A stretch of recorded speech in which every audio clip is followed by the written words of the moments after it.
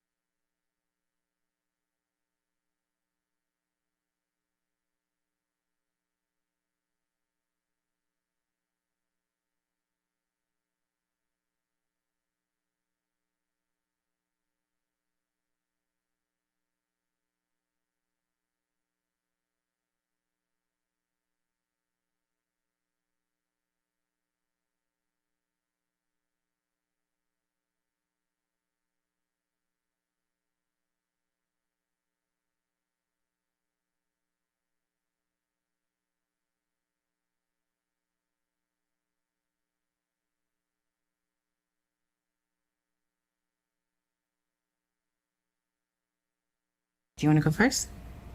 Who starts? Why do you vote, Mama? I vote because it's really important that my voice is heard. It is a privilege that my great-grandmother and her mother and her mother did not have. If I'm not voting, then no one's thinking about my issues. Access to health care, police violence, immigration reform, Environmental issues, access to affordable housing, gendered violence against women, queer, trans, and non-binary people of color. All these policies personally affect me. I am so inspired by this young, beautiful lady sitting next to me because she is informed. I look at women like her, and they were the ones who taught me to speak up for myself. We're beginning to see that we do make a difference. Voting is the way to do it. Every woman, please vote for yourself and for your sisters. YWCA is on a mission to eliminate racism and empower women. Tu voz, tu voto, tu futuro. Your voice, your vote, your future.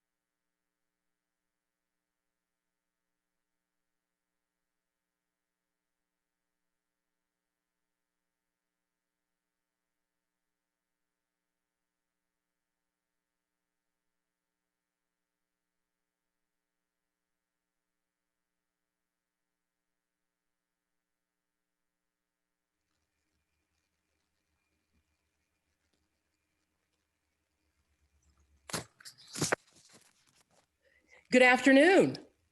Welcome to our program. I'm Condace Pressley, Director of Community and Public Affairs for WSB-TV. I'm your moderator today. We have an exciting and informative program planned for you. But first, let me share our norms for today's event.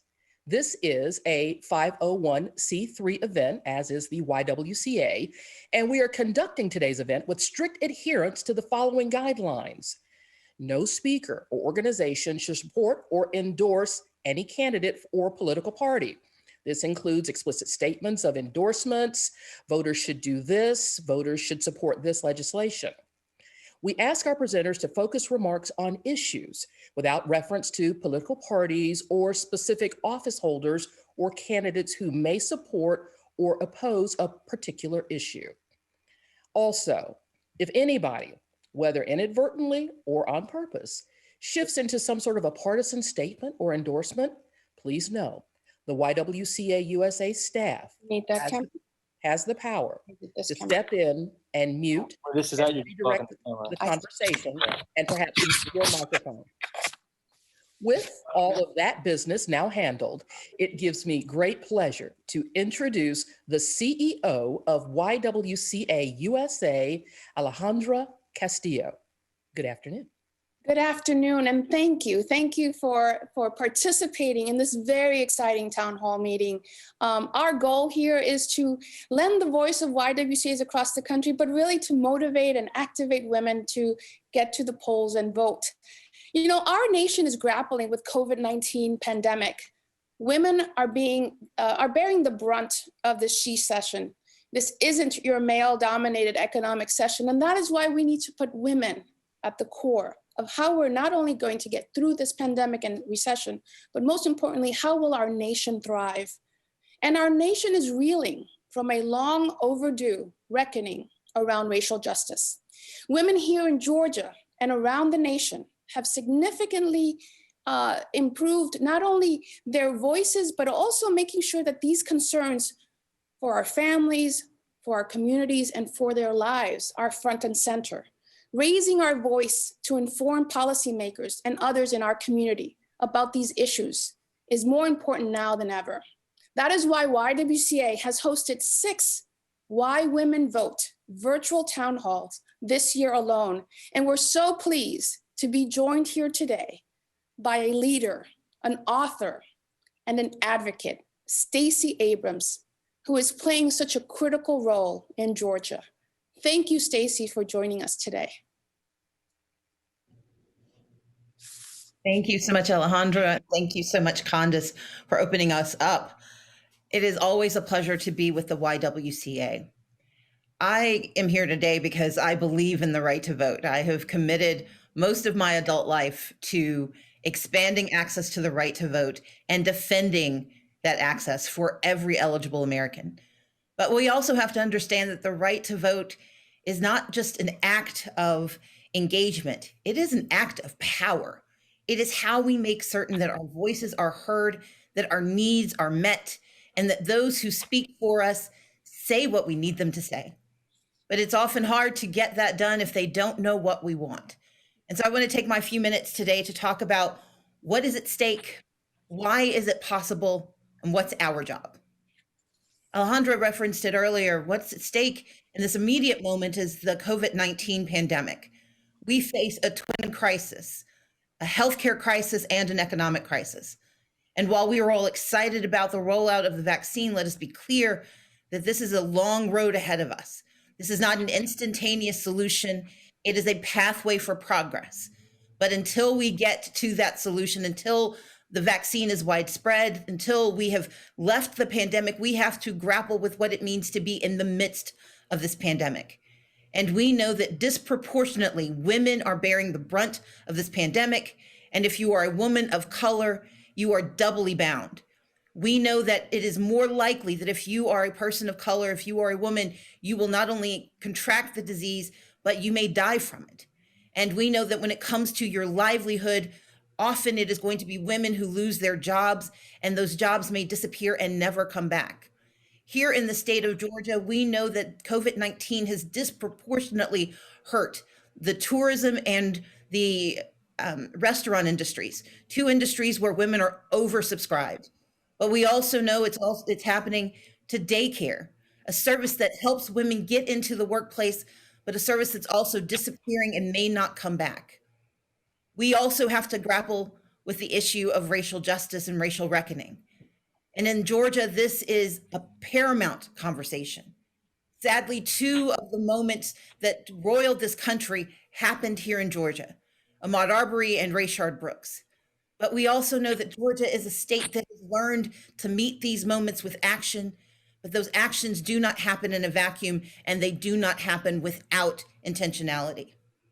But beyond COVID-19, we have to think about, what does it mean to be a Georgian, to be an American in this next century?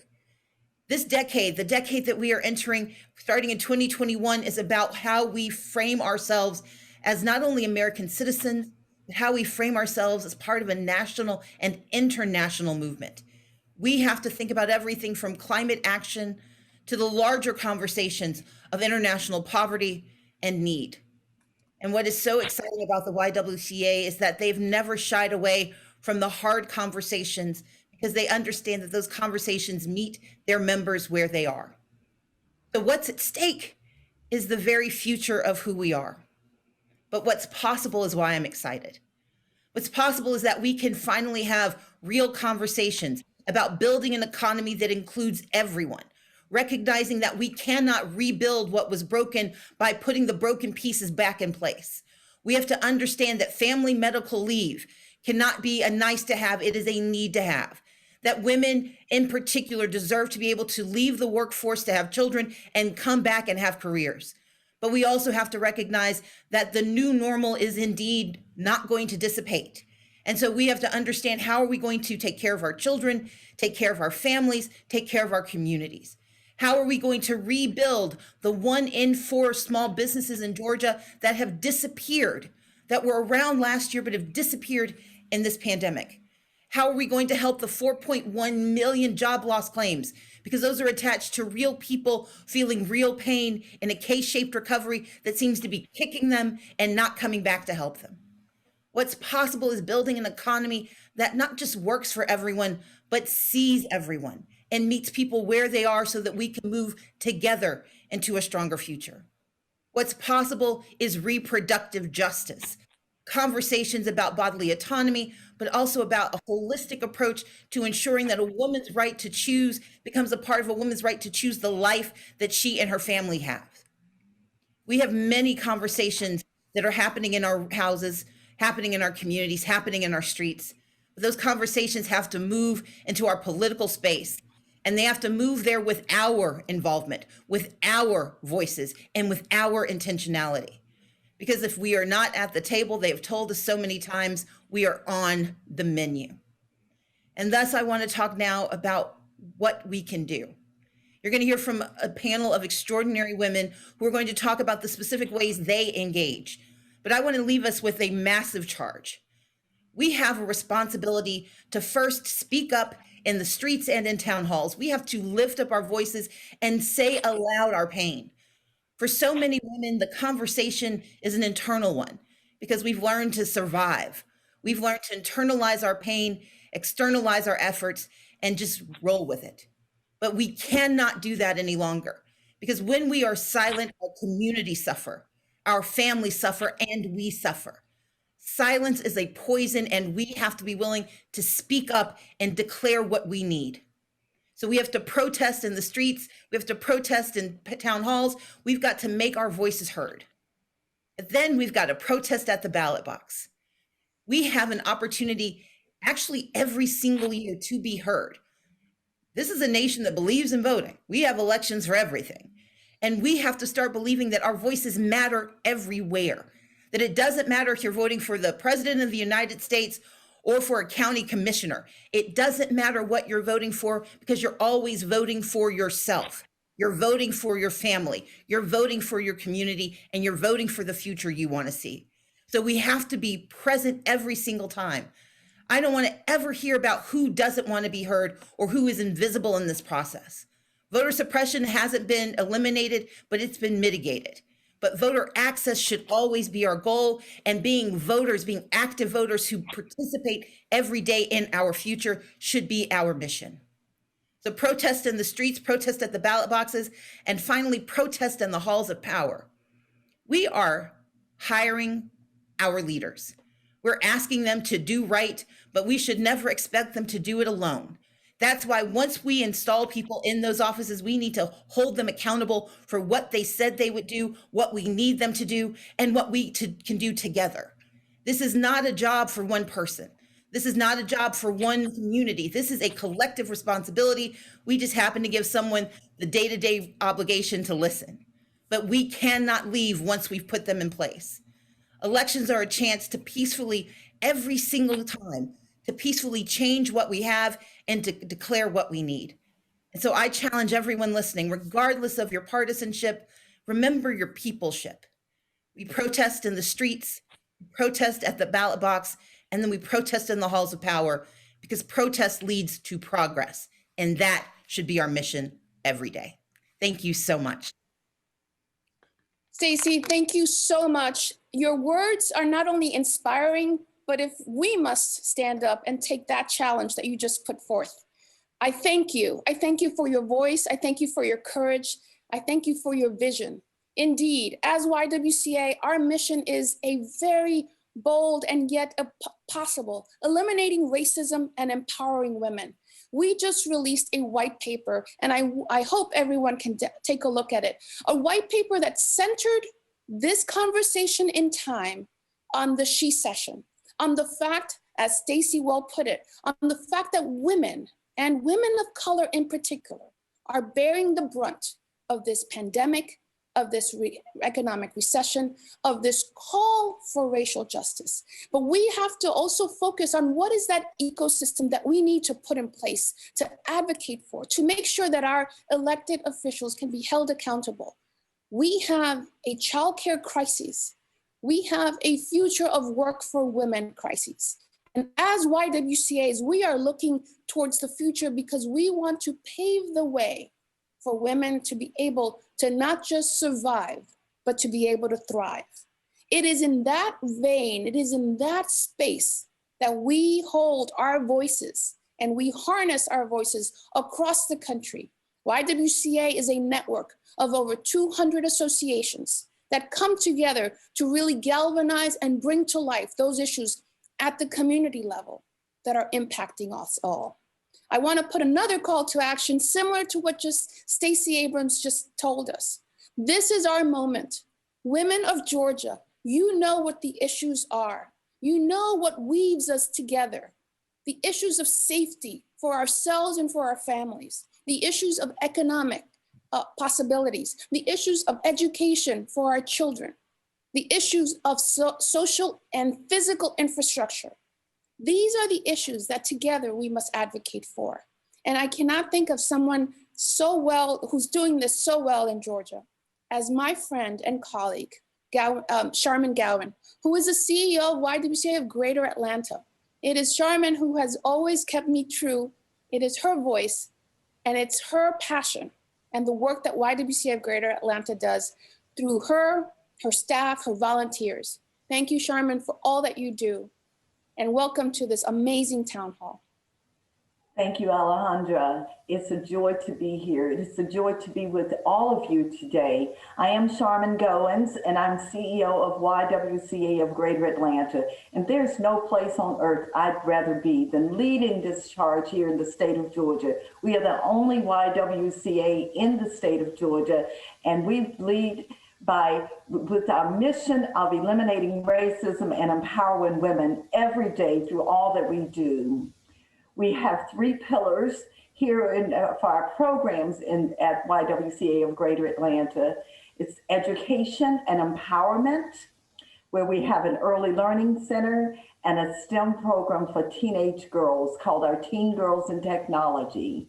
We lead through health and education with our Encore Plus program. Through that, we provide free mammograms for women who are underinsured or uninsured, largely African American and Hispanic women. And we understand that these are two communities that are highly at risk with a greater mortality rate for breast cancer than any other of our communities. So we're reaching out to them. And thirdly, through advocacy and social justice, our Georgia Women's Policy Institute, under the leadership of our own Elena Intrieri, is one of the most powerful groups that we have. That more than 150 women have gone through our GWPI program, and every day they are out working in their own best interest through this, advocating on behalf of themselves and all of the women of the state of Georgia. It's a year-long program, and it's a very diverse program that includes a diverse group of women, and we are just so excited about the work that's being done, about the laws that are being changed, laws that have adversely affected women and families, and we're making a difference on the states in our state capital in the state of Georgia every day through GWPI. And today is an opportunity for all of our voices to be heard. I'm so thrilled that each of you have joined this call today to hear from other women, women like you, women who think like you, who feel like you, and more than that, not just women who will use their own voices, but women who will give you voice and help you be able to frame your own thoughts as you fight, as Alejandra just said, and Stacey Abrams just said, we have to fight, and we are going to fight this time using our vote, so that we vote in our own best interest as women. We know that we care about childcare. We know that we care about health disparities. We know that we care about education. And as women, it's so like us to always want to fight for other women or for other people. We're nurturers naturally, and we want to have the best for everyone. We want to fight against the racial injustices. YWCA of Greater Atlanta was one of the first places in the state of Georgia to have integrated dining. And we continue to lead those charges even here in even more so here in 2020. So we encourage you to vote. At this time, another voice, a voice that you know if you're from Atlanta and even if you're from Georgia, is a voice you're going to hear, our own mayor, Mayor Keisha Lance Bottoms. Hello, I'm Atlanta Mayor Keisha Lance Bottoms, and it is my honor to join you today. We know that women are the backbone of our families, communities, and our economies. We also know that when women vote, we not only drive important messages, we drive change. Historically, when we think about social and economic progress, specifically the civil rights movement, we often think of men as the icons and fighters who led the way. But there are so many women who heeded the call to step up and pave the way for all of us to vote. One of those women was my aunt, Ruby Doris Smith Robinson. She took a break from her studies at Spelman College to join the Atlanta student movement and eventually the Freedom Riders, spending more than 100 days in jail. She went on to become the first and only woman to serve on the executive committee of the Student Nonviolent Coordinating Committee, also known as SNCC. While she died at the age of 26, she left a legacy that continues to inspire me to this day. I share her story with you because no matter where we are in our careers, no matter what age we are, we all have within us the power to effectuate change. Right now, our state and country needs determined women. This year has been eye-opening and unsettling for so many of us. This pandemic, we know, has wreaked havoc on our families, on our jobs, our finances, our communities, our health care system, and our education system. Too many of our families are just one paycheck away from complete financial ruin. We've been reminded that our laws are not applied equally and consistently, and that justice is often objective and unfair for far too many in our communities. And we have seen time and time again that women often bear the brunt of these struggles. We're at an inflection point in our country's history. As women, when we vote for elected officials, we are voting for our communities. We're voting for our jobs, our healthcare system, our rights, our lives, and the livelihoods of our families. Women's issues are American issues, and we have to keep that in mind each and every time we have the opportunity to cast a ballot. We have the power within all of us to change our communities and to change the world. It's what powers me forward. It's my reminder that so many generations and so many women have endured so much more than I have. I owe it not just to myself, but to my family and my community to do all I can do to make a difference. So as you go to the ballot box this year, think of the issues and the challenges that face your communities. Think of those issues that are specific to your families and use your vote as your voice to make a change.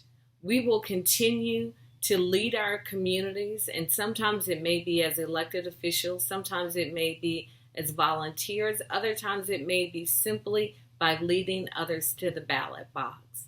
But every single thing that you do makes a difference. So thank you for staying engaged. Thank you for caring about our communities. And may God continue to bless and keep each of you during this season. Thank you so much, Mayor Bottoms. We appreciate you taking the time, especially today, to join us and by lifting your voice. And please, on behalf of all of us here, we express our deepest condolences to you and your husband on the death of his mother. And we know that we are holding you close as women do. We are holding you close in our hearts. Thank you for joining us. And now, another voice in our community, that voice of State Senator Kay Kirkpatrick, MD. We give her her full title as a doctor. And thank you, Senator Kay Kirkpatrick, for taking time to join us today. Let us hear from you. Hi, I'm Senator Kay Kirkpatrick, and I'm happy to be with you all today. I'm looking forward to being able to be with people live again, but 2020 has been special in many ways, and we're all adjusting. I'm a physician, and I work on a lot of healthcare issues and legislation, and we've been making some progress in Georgia the last couple of years. One of the things we did this year was we passed surprise billing legislation, which protects Georgia consumers against unexpected out-of-network charges. We also were able to get federal approval for our Medicaid and commercial insurance waivers, so those will be implemented hopefully very soon.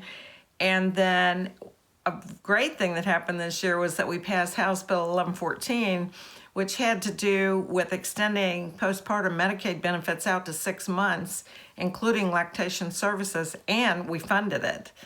We also passed House Bill 1090, and that provides some protection for lactating moms in the workplace.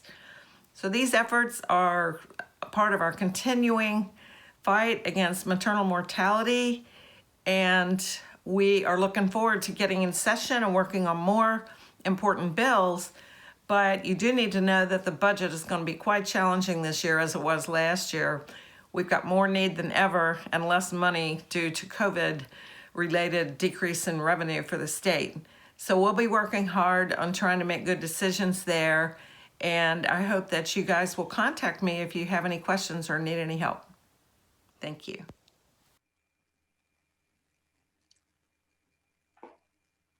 Told you guys we had a tremendously jam-packed program prepared for you today. In the first few minutes, words inspiring, challenging from 3 very dynamic speakers. Leader Stacey Abrams, Mayor Keisha Lance Bottoms, and State Senator Dr. Kay Kirkpatrick. Now, as we prepare for our discussion about issues of importance to women voters, the YWCA thought it important for everybody to hear from a sample of women voters. We have a video.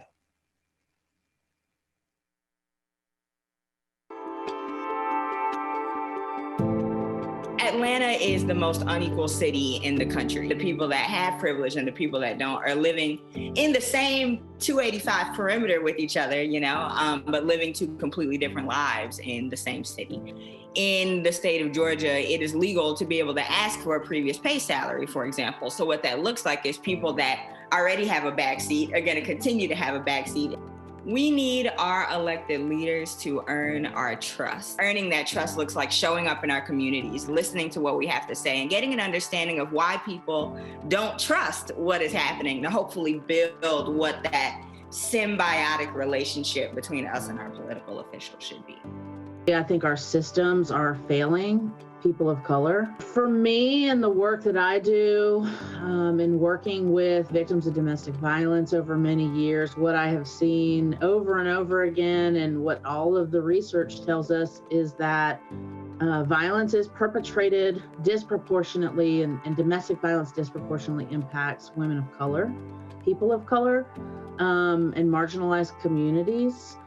What I want our elected leaders to know is we need you to show up for us, to ensure that we have economic security, that people working have a wage that allows them to afford rent in their community, or more importantly, to buy a house at some point. We need to make sure that all Georgians can afford their health care. I would like our elected officials to do what they can to make sure that, they're showing up for Georgians. As Dr. Fauci says, the cavalry is coming, but they're not here yet. So making sure that when the vaccines are distributed, that those communities that are underserved and are disproportionately affected by COVID-19 get the vaccine. But even before that, we have to make sure that Black and Brown communities are comfortable and trust the vaccine. It's heartbreaking. Your kids walk out the door and you're nervous that they're not going to come back. Watching our boys and men being killed it takes a mental toll on our community. And so when we think about healthcare, I want to make sure that we also think about how we help our community deal with the killings. There is still this tremendous racial wealth gap, as well as a gender wealth gap. Women have been underpaid for years. I mean, white women make 82 cents for every dollar that a man makes, and Black women are at the bottom of that ladder, making much less than that. I have a lot of health concerns, the incredible maternal mortality rate in this state, and who's going to be in line for the vaccine once we have it.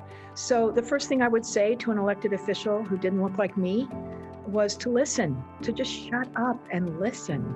I would also tell them to step aside, because I think over the next few years, there will be more and more people of color and all women who will be elected and who will have a voice.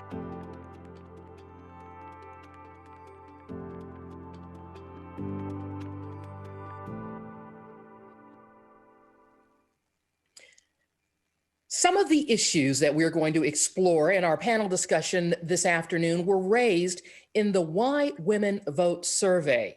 You've heard about them already: economic concerns, childcare, racial justice. Joining us now to discuss these issues, the members of our panel, are Leng Chancey. She's the executive director of 9 to 5, the National Association of Working Women. And Mintz is the public policy director for the United Way of Greater Atlanta. Dr. Cynthia Neal Spence is associate professor and director of the Social Justice Fellows Program at Spelman College. And Representative Brenda Lopez Romero, the first Latina elected to the Georgia General Assembly. Ladies, welcome. When we heard from Leader Abrams, she raised 3 very important questions about the election. What's at stake? What's possible and what is exciting about being able to participate, and what can we do? The primary point that she made was that access to the ballot box must be guaranteed. I want to start with you, Representative Lopez Romero. Can you talk to our audience about the importance of getting female voters to turn out for all elections and making our voices heard when there is at time concern that maybe my vote won't count, something may be wrong? What is the message that we need to telegraph to women? Well, thank you so much, one, for everyone that's listening to us here today and watching us on the Facebook Live. It's always a great honor to be among so many great women, and not only those of us that, you know, happen to have this opportunity to, as we have all been mentioning, raise our voices, but the reality is that having ran 3 campaigns now, both the congressional and state house, a lot of the folks that are doing that work on the ground are women, particularly young women. And by young, I usually tell folks that's an 18 to 25 year range that that are very similar and that I have been very privileged to work with, because they're hardworking, smart young women. Most of them that have been close to my circle are first generation college young ladies that are working hard to better themselves, not out of that personal sense of growth or even economic gratification, but in order to help their families, in order to help their neighbors, and obviously the counties and states that they live in. And this is why it's important to continue to push for more women to continue to feel comfortable at the ballots. I, have a personal experience to know that voting should not be a trick, right? To be able to cast your one single constitutional right to vote should not be a trick to figure out the complexities of election law, to make sure that one, you're able to vote, and second, that you feel that that vote is going to matter. And so what I can tell you is that if we, and I do get that frequently, actually, a constant concern about, does it even matter if I go vote? And the way that I tell folks is that, ultimately, if it were just about my one single vote of Brenda going and casting her ballot, maybe not. But it's not about the one vote that Brenda is going to cast. It's the one vote that each and every woman can cast at the ballots that together makes all the meaningful impact, right? And especially here in Georgia, when we are winning or losing campaigns with under a percentage of a margin point, literally every vote matters. And that is at the larger statewide elections where we saw in 2018, for example, that, shy of 50,000 votes, we could have had leader Stacey Abrams as our governor. Now, at the local level, particularly, it's important for us to remember, as something else that she mentioned as well, that there's elections for everything under the sun, including for dog catcher. But at the local level, it is invaluable that every single person wins. For city council elections, for example, that are coming up in 2021, most city councils get won by 500 votes. So if elections are being won by 500 votes, you better believe that your vote matters. And not only does it matter in terms of adding up for a win or a loss for a campaign, but it matters because that is how most candidates and most elected officials go back and look at issues. Are the voters that are voting caring about this issue? And if they are, let me let you know that they count. One of the things that most elected officials, when they get an email or a call, they want to know where that person lives. And if that person lives in their House district or their state district or whatever district they represent, they will get an answer and a reply back. But if they don't know that you, and one of the reasons that we sometimes ask you where you live and your address is because we can check your voter file and we can check, your history of voting, not who you voted for, but the fact that whether you have voted or not. And that makes a major difference in how responsive some elected officials may be. So your vote absolutely matters. And elected officials will, in fact, make sure to check whether or not you actually cast a ballot and how frequently you do, and make proper determinations about how much they will respond to you and how quickly they will respond to you. So absolutely, it matters because of the policy issues that we've been discussing, but it matters individually for you as a person to make sure that you cast the most powerful way that you can voice your concerns to in the electoral context, and that is by that vote. But of course, there's a lot of work on the ground that's done that's of equal value, that is also necessary. I tell folks that voting and casting that vote is the first step of the most basic thing that you can do. After we vote, then we actually have to go talk to our elected officials, and we have to hold them accountable to all the issues and policies that are near and dear to our hearts. Representative Lopez Romero, I've got a follow-up question for you, and then I want to tee up Leng because I have a question for her that follows. The Latino community, a growing part of the electorate here in the state of Georgia. You've spoken somewhat to it, but can you talk a little bit more about those issues that are driving Latino voters to the polls, both in the rural community as well in the cities across our state? Absolutely. So we have 10% of the population of the state of Georgia is of Latino background, and even though the half of it, a little bit more over half, is in Metro Atlanta area, we do have a lot of Latino communities outside of that, right? Whether it's Dalton, Columbus, Augusta, Tifton, a lot of communities that tend to have high certain industries, right? Whether it's the poultry industry, whether it's the carpet industry, a lot of the agricultural farm workers is heavily reliant on Latino immigrant farm workers. And so that has definitely helped shift what we're talking about, that the elections now that we're winning on margins, right?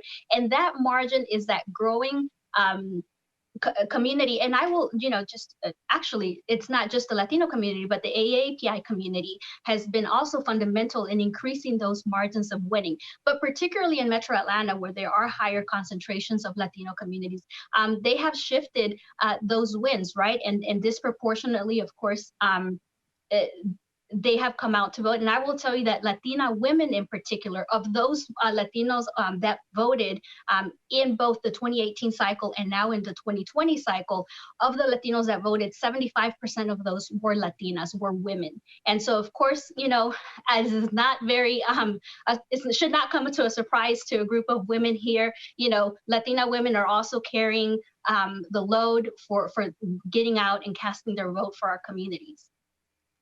Excellent. Leng, 9 to 5 focuses on women's economic security, and I know that you have a passion for achieving equitable access for all. Now, COVID has exacerbated, we see it every day, the inequality in society, particularly among women and communities of color. Now, the YWCA's recent paper on the 2020 She Session, a word we've heard throughout today, and their Why Women Vote surveys have highlighted the need for affordable and accessible housing, healthcare, and childcare.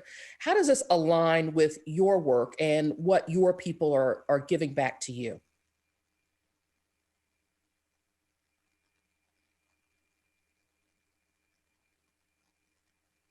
Thank you, Condace. It absolutely aligns. These issues are interconnected for women and their families. We play multiple roles in our lives. I'm a mother, a partner, and also a social justice worker and warrior, and a woman who needs access to healthcare. In addition, we need to define which subset of women we're referring to. Right? At 9 to 5, we ground our work through a gender and racial justice lens, and we work primarily with BIPOC communities. Of course, all these issues that we are discussing today hits women of color and low-wage workers the hardest. We have to talk about racism and classism because these factors affect individuals and communities differently.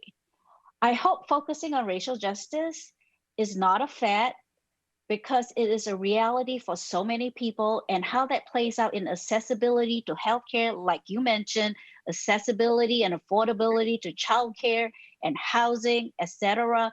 These are not standalone, and they are all interconnected. The narrative cannot be about an entire group if we don't dissect those differences out and dig into the different isms and oppressions that is sewn tightly into the fabric of our society. And on top of it all, we must also throw in patriarchy into the mix.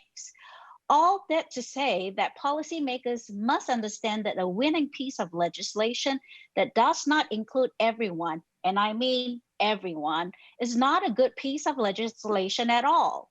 You know, the days of working out compromises are over. As Stacey has mentioned, now is the time. This is our moment. And we've seen that policies that have passed have not served our communities.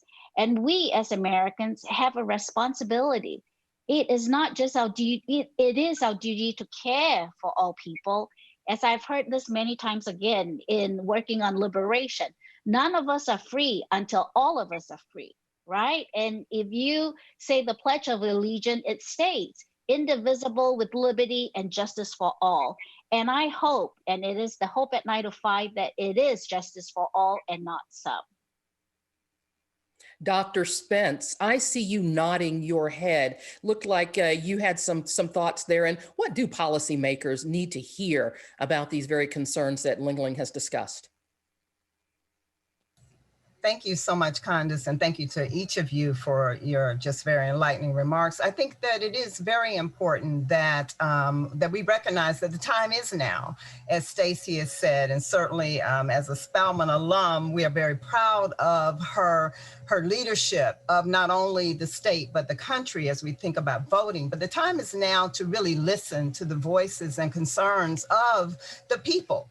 And as women, we have very important voices to share. As Black women, we have very important experiences that we must have recognized by those individuals who are in fact running for office. At Spelman College, we say that the personal is political. And so when we think about voting, we know that we can help our young women to see how their vote really does matter in their day-to-day lives, how their vote matters within the communities that they occupy, the extended family networks that they occupy, and also the cross-coalition building groups that we in fact encourage. As young Black women, clearly we know that it is important for us to recognize that Black lives matter, and we know that Black lives matter, but we also need to recognize that statement speaks volumes about the varied experiences of marginalized groups in our society. And so whether we're looking on the municipal level, the state level, or the national level, we are very much concerned about making certain that issues around reproductive justice, issues around criminal justice reform, that also disproportionately, when we think about the unlawful use of deadly force, that we focus a lot on Black males, but we also know that Black women are also victimized by the unlawful use of deadly force. And so when we talk about criminal justice reform, we want our politicians to recognize the ways in which various policies and procedures affect Black women and Black men and marginalized groups throughout our cities and our states and our nation. We also want to make certain that we are listened to, that women are a force. Women across race, across class, across gender, we are a force. And we are, in fact, uniting, and that those individuals who are seeking election must listen to our voices, because we have demonstrated that we can, in fact, help to carry a ticket. And so it's very important that our issues and our concerns around gender pay gaps are, in fact, acknowledged, around healthcare, around maternal issues that individuals, maternal mortality issues that affect certain segments of the population. All of these issues must be addressed by those individuals who are seeking our votes, because we, as women, are accustomed to building coalitions. We're accustomed to innovating. We're accustomed to trying to make ends meet when sometimes we don't have the necessary means. But we now want to make certain that our voices are heard, that we are seen, and it is clear that we are in fact telling, males in some instances to step aside and let us take on the leadership roles that we are so uniquely qualified for. Dr. Spence, I have a follow-up for you, and then I've got a real big question for Ann, so Ann, get ready. Of the issues that you raised, Dr. Spence, one that we did not talk about is education. And of course, there are new reports coming out each and every day about the educational disparities that exist amongst our young people, especially when it comes to COVID and distance and hybrid learning. What do our policymakers need to be thinking about going into this new year about how to rectify this situation in the immediate and then looking at long-term, because we've got kids who may be losing an entire school year? Absolutely. And as you say, Condace, the data is there. You know, it's not like we have to go out and try to figure this out. We know that there are, in fact, inequities across the educational spectrum, but particularly during COVID, we know that there are, in fact, strains in a variety of communities that do not have the technological sophistication or access. And so certainly our elected leaders must examine these issues. They must, in fact, form task forces to actually do the work, to respond to what we know. I think that we spend a lot of time trying to identify what the factors are, but I believe that we know what the factors are. We know that rural communities do not have the same level of access as urban communities. We know that individuals who are in economically insecure communities may not necessarily have all of the resources that are necessary in order for them to be a part of the digital age. So there is, in fact, a digital divide, and that digital divide is quite serious as we think about education as being one of the major social institutions that helps to transform our society. And so certainly we should, in fact, live in cities and states and in a nation where educational access is, in fact, something that is available to all, and that educational access means that you're going to receive a quality educational experience. And so we continue to talk about these issues. I believe the time is now for us to act on the issues. And if that means that you have to bring together individuals who are educators, individuals who are experts, scholars in this area to come up to produce recommendations, then we must do that. But we know the facts. We know the facts. And that's something that I think is very frustrating for young people in particular, because they know what the issues are and they just don't believe that the politicians are listening. They don't believe the politicians are willing to act upon the issues. And so we must see individuals who are willing to turn theory into praxis. We need to see work being done to actually improve in this area. And how do we get those policymakers to listen, to take note? This is an area where you work every day. How do we do that and get these problems fixed? Oh, just a small question, huh? I think I have been working in this area in Georgia for more years than I would care to want to admit to. And I would say that I have never seen, and I'm sure Brenda would agree with me, I've never seen anything so polarized as what we have today. It's just incredibly polarized. And I think that for many of us, when we have strong feelings about a particular policy, we are already represented by someone who largely agrees with us. So the question is, how do you communicate with another lawmaker, committee members, committee chairmen, who may not share that? Maybe start with things that we have in common. Most people agree that zip code should not be destiny, but yet we have policies and funding patterns that make zip code destiny. And so if you can explain that, then maybe that helps to move things along. I mean, I'm not an expert because I think with all that has happened in the last couple of years and this year, I just don't know what gets us out of this place, of this intense polarization. But somehow, for real change to happen, there's got to be more than our voices that are lifting it. It's got to be others that have come to this conclusion as well. I'm sorry if I can't be as definitive as you might like, but you've got to start somewhere. For that, I'm going to toss back to Representative Lopez Romero. One, are you listening? And then two, how do you go about building those coalitions in your area of influence at the state legislature to bring consensus, to find compromise, and to attack these critical issues to women voters: child care centers, domestic violence shelters, access to education, or access actually to broadband so that you can study distance learning. How do we get that done?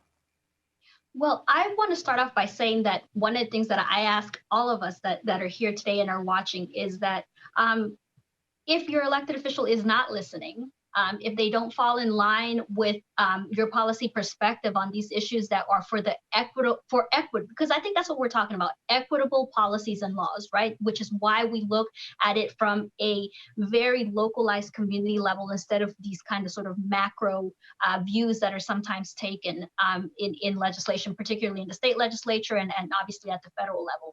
But nonetheless, I think we should be looking at equitable laws and policies. And I think that if your elected official is not listening, if we are not listening, then for starters, you need to run for office, right? I think that that is one of the key ways to make some of the changes that we need, because unfortunately there has been people there that have been there for far too long. And I think that there is always a need to have fresh ideas, new ideas, but most importantly, new energy that sometimes we don't have. And not because it's ill-intentioned not to listen or not to be in same lines, but people have different experiences. And you also can't help, I tell folks, but get institutionalized, right? And it's not a negative thing, it's just a fact. And so I think that sometimes we need to kind of, move that around a bit. And so running for office is a key way. And quite frankly, it's not only just because if you win, but even if you ultimately don't prevail in a campaign, you bring out the issues, you actually push probably an elected official far further closer to your perspective, precisely because they see the need to kind of be different. So I think that running for office is something that we need to consider as women. We're very far from having parity at every single level of government, whether it's city, county, or state, and obviously federal. Even in our state legislature here in Georgia, we're slightly between 24 to 25% of the elected officials are women in both chambers of the Georgia General Assembly. So we need women to run for office to have that change. And now, until we continue to have more women run and more women winning, I think that something that was already said is that you have to be present, right? That's sort of a key back to what I had mentioned about voting should be the first of much, much work that needs to be done. And after voting, what we need to go to the legislative session when it's in session and find out and push and advocate. We need to show up to testify. We need to make sure that we're advocating through our local organizations by sending emails, either if you favor or against any sort of particular bill. So we do have to be engaged, right? And that, again, going back to that accountability post-election, whether or not your candidate of choice wins does not mean then you go home and just complain. No, you go back and continue pushing your perspective with whomever ends up winning these elections. And I think that in turn actually helps us as elected officials to be able to build those coalitions, and that sometimes consensus, but many times compromise, right? When we're able to say, look at the 20 people that just came, right, from your district, from surrounding districts throughout the state of Georgia. And if we can show them that there's interest of people, that again does push elected officials to be able to do that compromise work. And also it keeps us, I think, relevant in being able to know that, it's not just, Representative Lopez Romero that happens to be from a certain community. So she has this, a concern, but rather that it's not just, again, me as an individual or the individual elected official, but rather that we're speaking on behalf of thousands and thousands of women. I want to go back to Ann, because you piqued something in my brain that I wanted to ask you about the nonprofit sector. Initially, I was going to say, COVID is with us now, COVID's going to be with us in the new year, and then there's going to be the after effects of COVID that we will be dealing with. And then my question is, in addition to that, are there other concerns from the nonprofit sector in Georgia that need to be a part of this conversation? In what ways can our organizations, as Representative Lopez Romero just said, step up and empower women to, speak up, speak out? Thank you for the question. As you know, United Way of Greater Atlanta and the Community Foundation came together to do multiple rounds of COVID-19 relief. What we see on the ground is a whole sea change going on in the nonprofit sector. Nonprofits, exactly where you want them in distressed communities, are themselves distressed. They are about tapped out of their capacity, tapped out of resources, just when the need is become astronomically greater. So we really need to think, if you are a philanthropist, about where you're funding services. Are they getting to the people who most need them? Because we've seen the impact of this pandemic, and as you know, it has hollowed out communities of color, Black communities, minority communities. There's even some preliminary studies that seem to show that the vaunted rise in shootings and gun violence is related to the fact that those community-based organizations that kept kids engaged are not there anymore. So we've got a lot of work to do if we want to strengthen communities so that everyone can be lifted up.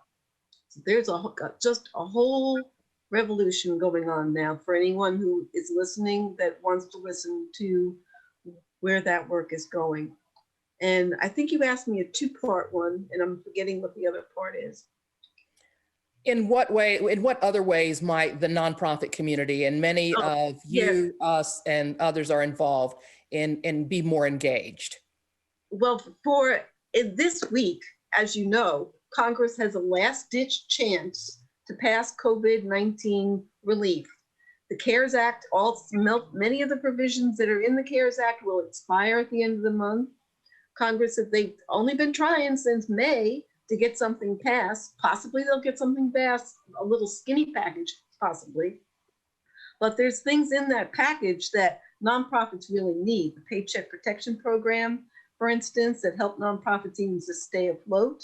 I'm not sure whether it's in this most current iteration or not, but nonprofit charitable tax deduction sounds like a self-serving thing, but for many people, the decision to give really does track back to, well, can I get a deduction for it on my income taxes?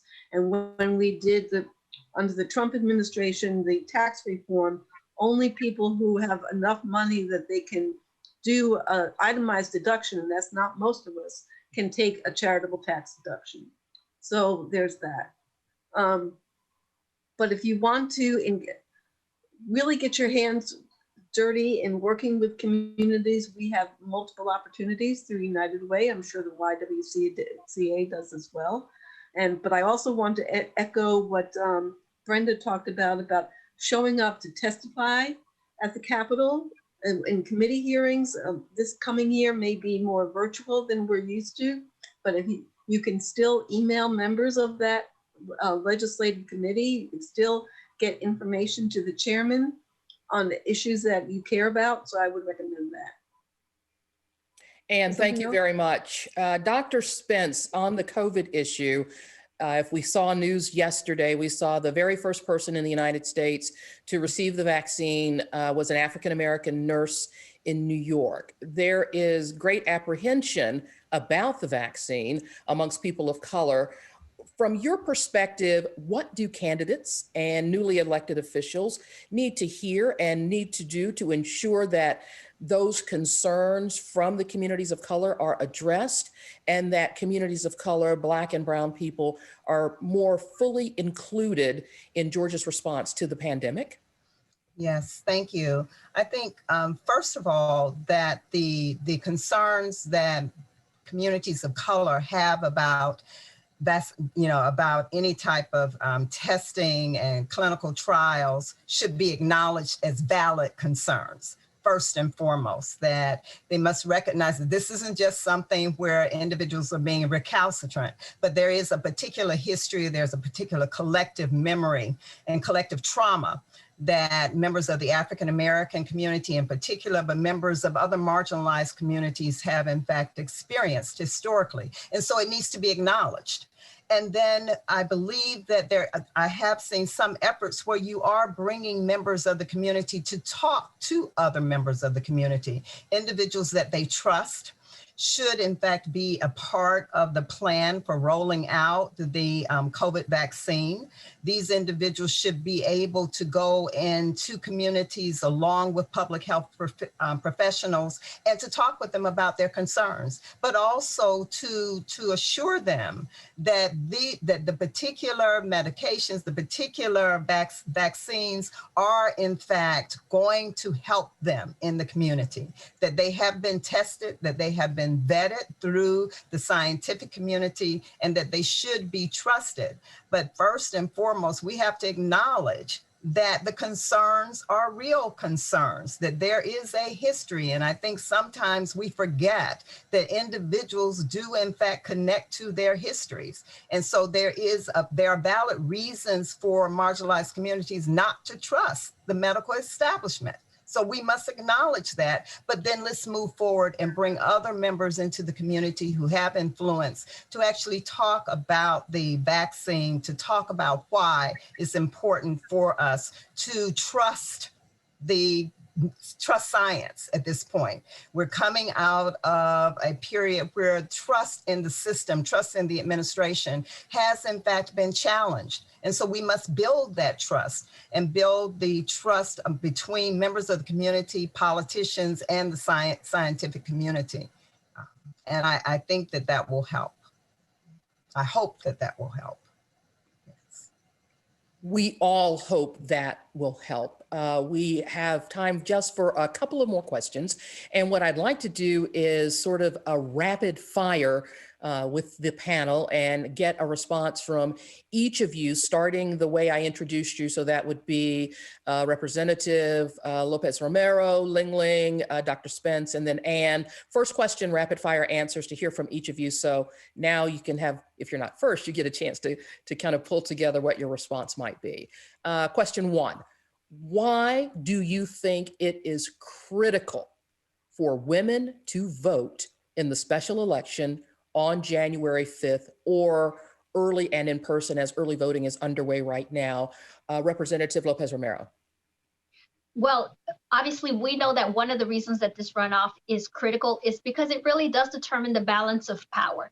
The reality is, of course, and I speak only for myself just because we're here with a nonprofit organization, so my personal opinion, the reality is that under the Republican-controlled Congress, we have not been able to move some of the policy bills that we are discussing here, issues that are equitable, things that go to funding, COVID funding that actually drops down to real small businesses, right? Not the steak and shakes of the world, that we ensure that we can have that trust, even for COVID relief, including as we were talking about vaccinations.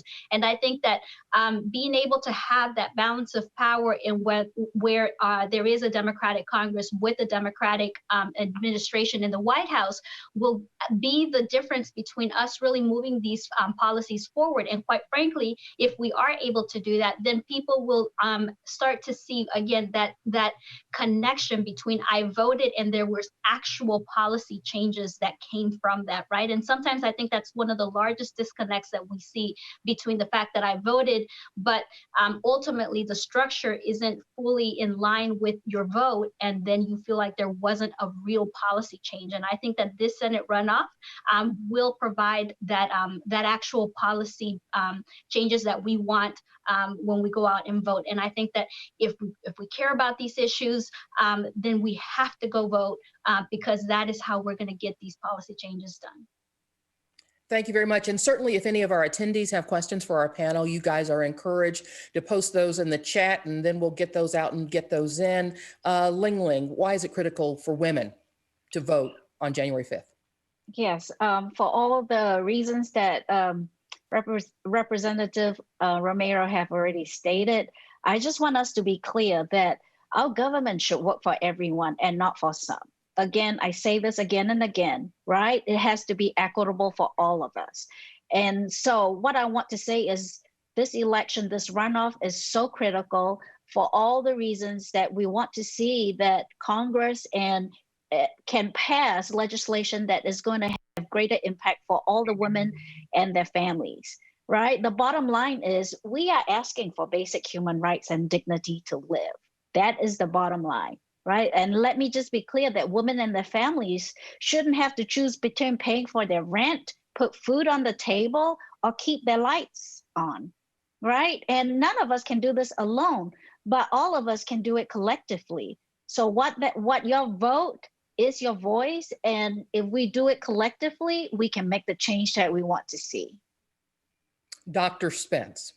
Yes, for all of the reasons above. And we must, in fact, vote as if our lives depended on the vote, because that is very true. Again, I said the personal is political, whether we're concerned about reproductive justice, educational equity, criminal justice reform, voting rights, poverty, fair wages. We need individuals that are in place that will represent our interests. The Senate is powerful. It is powerful. Congress is powerful, more powerful than the president. And so we must be able to educate the masses so that they understand that the individuals that we put into those positions have our very lives in their hands. So who do you want making decisions about your life and about the lives of those that you care about? Who do you want to make those decisions? And so we must ask ourselves those questions, and then we must, in fact, go to vote for those individuals who will represent our interest. And you get the final thought on this issue. Well, every election is critical, of course, and probably every eye in the United States and across the world probably is looking at Georgia's vote in this runoff election. You need to vote because you need to understand what the issues are before you make a choice on that ballot. And you need to know that they're going to be doing something for you, for your economic future, for your children, for your health care, and so on, that so many of my fellow panelists have suggested. And so, yes, it's vital that everyone gets out to vote. And Ann, I'm going to keep it here with you. As Leader Abrams said at the beginning of our program, all politics are local. So the state legislative session is going to kick off in January. Are there any issues that are top of mind for you that we should flag, especially women voters should flag as we look ahead to January? And we're going to take this one with all of the panelists just in reverse order. Oh, there are so many issues that we wish that something would be acted upon. I'm not sure that it will. You know, I used to joke with Minority Leader Henson that the state capitol is the only place I know of where the sum is less than the parts. You know, the whole is usually greater than the parts, and this is less than the sum of the parts. But education is one. We need to have some of that money restored that got cut last year. We need to have digital learning sort of factored into the school budget formula. We need to have an equity factor in the way schools get funded so that for kids that have high needs and high poverty, that they have an opportunity to get offset with additional money for services. We need healthcare. There's going to be some, well, the governor will want to have his waivers funded.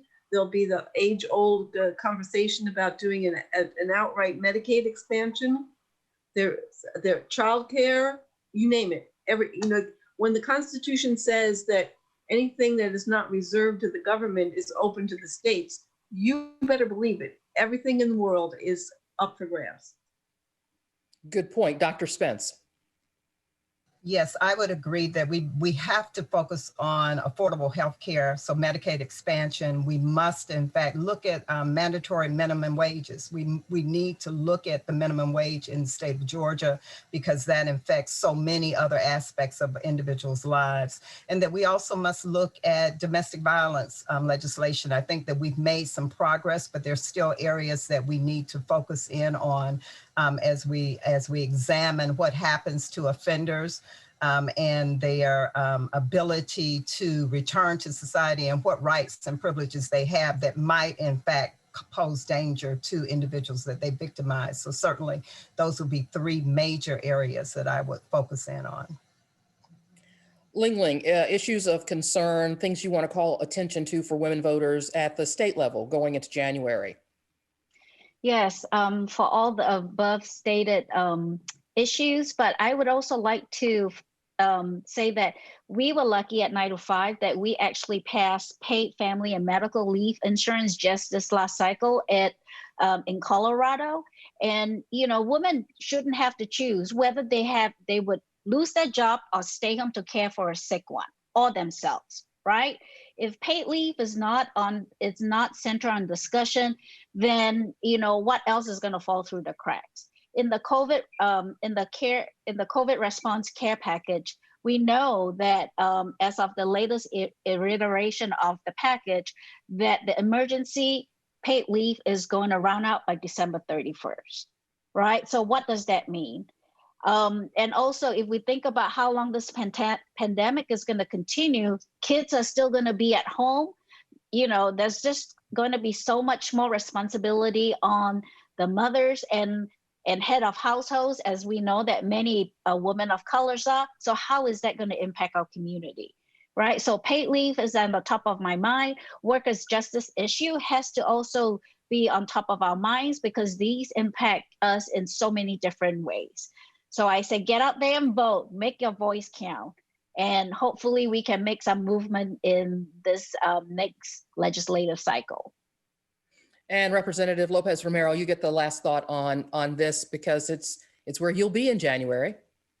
Well, I will say definitely the specific policy legislation, yes. But I want us to make sure that we're aware where we have to focus and also advocate, even if it's not a direct policy issue, is voter access, right? Because there is going to be a lot of changes that are going to be intended, quite frankly, to make voting less accessible. And again, going back to like making voting a trick, right? On figuring out how and where to vote. So I think that we, again, going back to our general conversation about being participatory in the process and feeling that participation matters, well, the greater we have voter access and the greater we have voter protection and voter education, the more we're going to feel, again, that our vote ultimately matters for policy. So we have to be there also for the fight to ensure that we keep the voter protections that we have, that we improve upon them, and not take us back away from that. That includes, so for example, the fact that we're at an at-will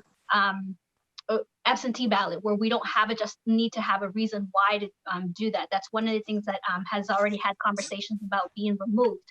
And then beyond that, the second part, which is going to be critical in this legislative session, is going to be redistricting, right? And that goes exactly back to the heart of your vote mattering. And we can't have that access and proper representation of government if we're wiggling the maps to basically push us either outside of a majority or to push certain voters or packing certain voters together. So those are going to be two upfront and issues that are going to matter for every single woman to go out to the Capitol and advocate for fair redistricting and greater voter access. Brenda, are there ways that voters outside of the state of Georgia can be helpful to those of us Georgians in getting out the message that your vote counts, your vote matters, and showing greater support as we move forward towards January 5th? Absolutely. I think that there's a space for folks outside of Georgia to help. I think phone banking, particularly for those that still remain out, to remind people, right? To remind them that, and also acknowledge that some folks wonder, like, why are you, from Wisconsin giving me a call? But to say that we're doing it out of solidarity. Out of solidarity of making sure that we put in our time to give you those reminders. So I think that that's a very helpful way. And I will tell you, the other thing that I ask, especially all folks from out of state to do, is to do contributions to the local organizations, primarily the nonprofits that are doing the work, both from the electoral side, right? They're actively involved in campaigns, but also the nonprofits that are doing the work that you are doing, the work that 9 to 5 is doing. Because sometimes, we want to give to candidates, and particularly the statewide and such, but really it's the local organizations that are going to be here after January 5th, right? And that have been here the last year before this election cycle and several years before. So I think that one of the best ways that people from out of state can help is by contributing to the local nonprofits that have been here on a day-to-day basis and will continue to be after each election cycle. Ladies, thank you. Clearly, we could have this conversation all afternoon, but we certainly want to be respectful of everyone's time. Important reminders that absentee mail balloting is open and active right now. If you have requested a mail ballot and would like to cast your ballot for the January 5th runoff that way, that option is available to you. If you have concerns or would prefer not to use the mail, certainly you can take those ballots to the drop boxes in your counties. Also, as of yesterday, early in-person voting began and continues until December 31st. And then for folks who still like to get up and get out and go vote on Election Day, that is Tuesday, January 5th. Thank you again for a great and insightful program. It's now my pleasure to turn the reins over for the next part of today's program to Catherine Bean. She's going to facilitate the candidate forum.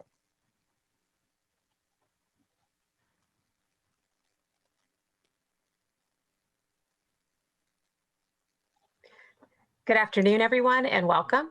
I'm Catherine Bean, the Vice President for Public Policy and Advocacy at YWCA USA, and it's my pleasure to welcome you to today's Candidate Forum. This is the 6th Candidate Forum that YWCA USA has hosted this year as part of our Why Women Vote 2020 campaign, a year-long campaign to promote civic engagement and voter education, and most importantly, to make sure that women's voices and concerns are heard. We have invited today all 4 campaigns for the Georgia runoff for the U.S. Senate seat to join today's candidate forum, and 2 of those campaigns accepted our invitation. As a reminder, please note that YWCA is a nonpartisan 501c3 organization and does not endorse or support any candidates for public office. In strict compliance with 501c3 requirements, all 4 candidates have been given equal opportunity to participate in today's forum and are being provided with equal time to speak. I'm pleased now to introduce our first speaker, Marcy Overstreet, Atlanta City Councilwoman, on behalf of the Reverend Raphael Warnock, candidate for U.S. Senate.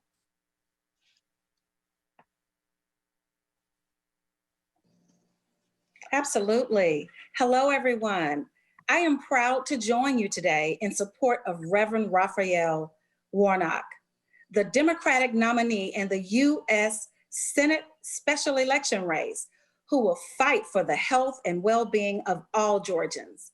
Reverend Raphael Warnock is a servant leader who grew up in Savannah, Georgia, as the 11th of 12 children.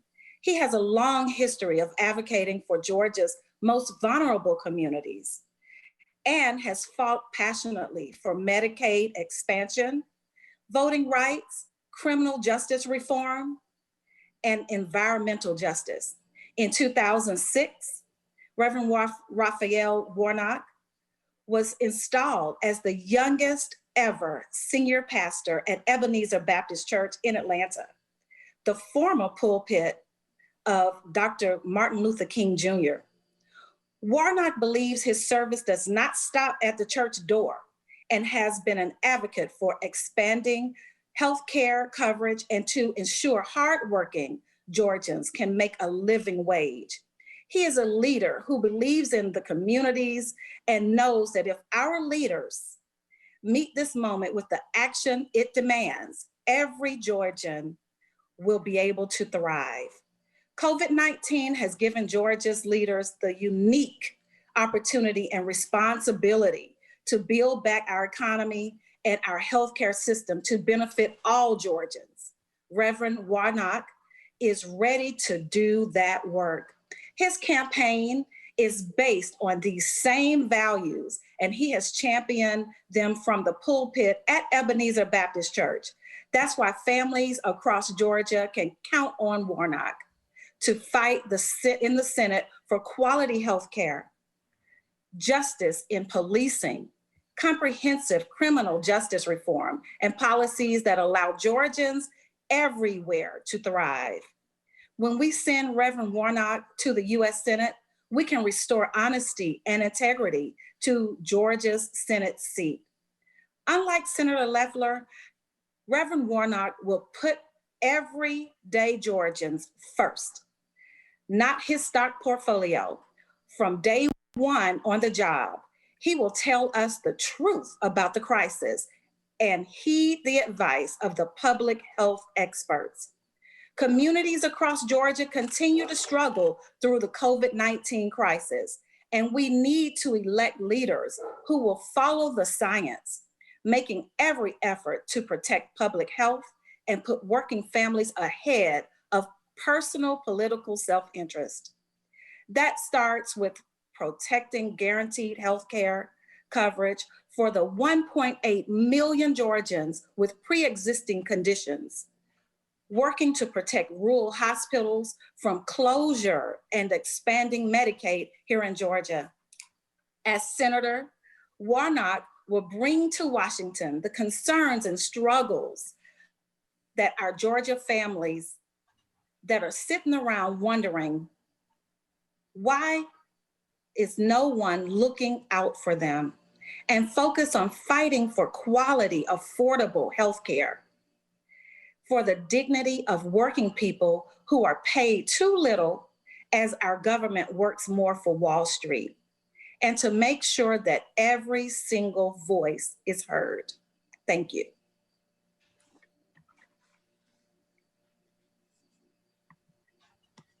Thank you so much, Councilwoman Overstreet, for joining us here today. Appreciate your time. I'm now pleased to introduce our next speaker, Brenda Cornelius, the African American Constituency Director on behalf of the Jon Ossoff campaign for U.S. Senate. Ms. Cornelius?